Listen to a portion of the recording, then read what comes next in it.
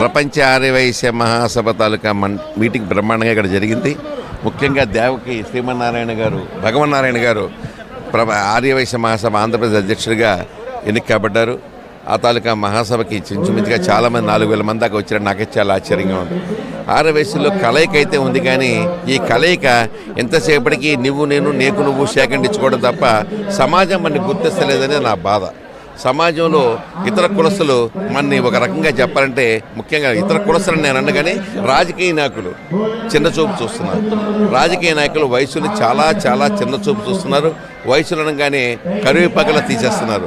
ఇది నాకు చాలా బాధాకరమైన విషయం. వయసులందరూ రాజకీయంగా ముందుకు రావాలంటే మనం కూడా గట్టిగా పోటీ చేయాలి.